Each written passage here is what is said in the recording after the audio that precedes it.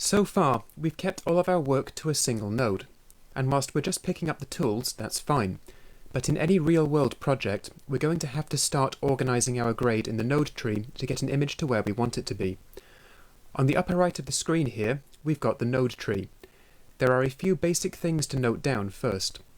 The node tree essentially shows us a chart of our original source image, all the colour transforms it goes through, and then how that goes through to the final output, which in most cases is what we see in the image viewer in the centre of the screen. The green dot on the left-hand side here is our RGB input. This is essentially our base image. It's what we've imported into Resolve, and it's the clip we currently have active in the timeline, the clip that we're working on. We then have a line that travels from our RGB input to our first node, and believe it or not, some people call this a noodle. We then have another noodle going from our first node to our second node, and then finally a noodle going from our second node all the way to our RGB output on the right side of the node tree. What this is telling us is that our base image is going through two sets of colour transforms that are stored in nodes 1 and 2, and then the resulting image is being passed through to our RGB output, and as a result we are seeing that new image in our viewer.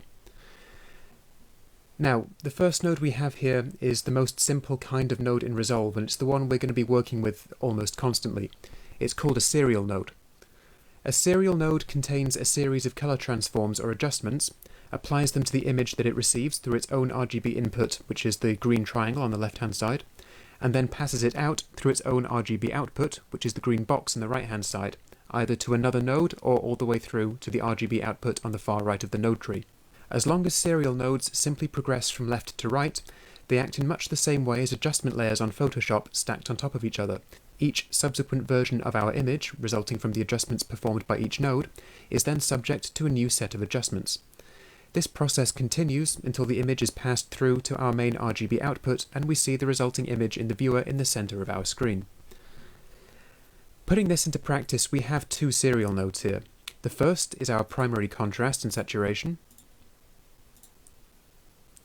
and the second is our colour balance. Now, we can turn a node off, and there are two ways to do that. You can either click on the number, and that will turn it off, or you can highlight a node, and then hit Control or Command and then D, and that will turn the currently active selected node off. If you want to turn every node off and on at once, then hold Alt and then hit D. Here we can see the before and after of the grade, the raw image, and after we've performed the colour grade. This is a bit like a math exercise we used to do in primary school called the function machine, which is essentially a long sum. We've got a starting image, we add 15 to make it brighter, subtract 20 to make it darker, multiply, divide, all of that stuff, and then we end up with a number which represents our final image, kind of. We end up with an enormous series of numbers that represent our final image, but the basic logic is the same. So we're going to talk quickly about how to organise a grade whilst you're working, and this is especially good for people who are beginning in the grade. Now, we can collapse a large number of adjustments and functions into a single node, but when you're just starting out, it actually pays to separate them out into multiple nodes. That way you have a stronger idea of what's actually going on in your grade, and it's easier for you to keep organised as you're working.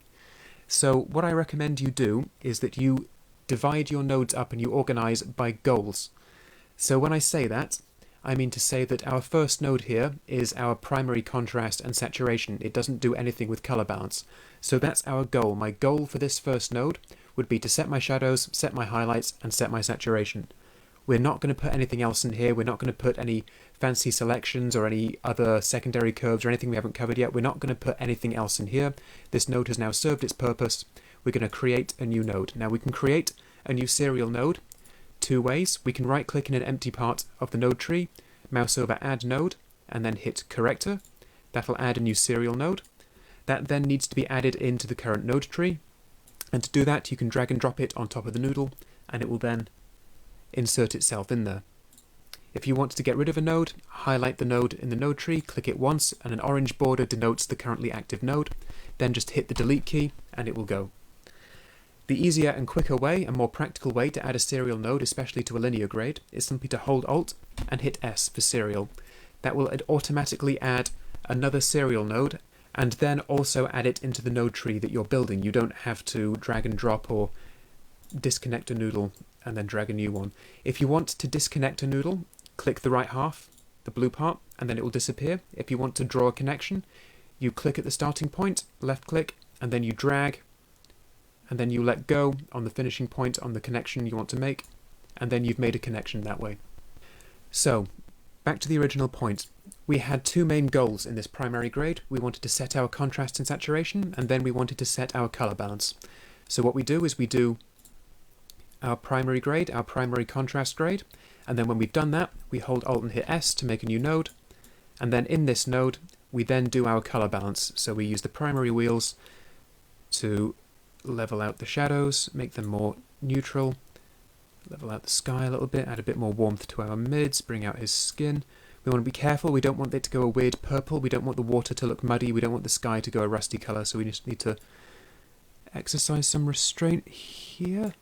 And it is a cold greyish day. And then a little bit more saturation.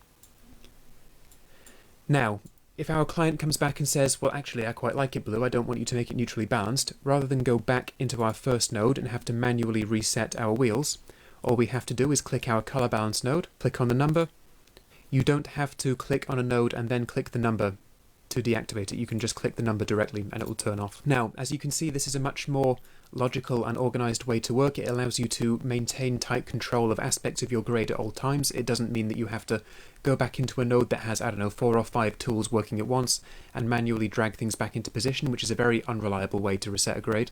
It allows us to basically work incrementally. We can then add versions. We can add new corrections and submit new versions of this grade to our client and get feedback on that, and then if they don't like it, it's very easy to remove, or then if they change their mind again later, and that does happen, it's also very easy to reinstate just by, just with a single click, not with a load of having to try and manually repeat steps you've taken before. So this was a decent introduction to the node tree. We're going to be using it constantly from here on out, and as we cover more advanced aspects of organization as well as nonlinear nodes, we'll go into much greater detail with those as we come across them in later projects. When you're ready, click on through to the next lecture.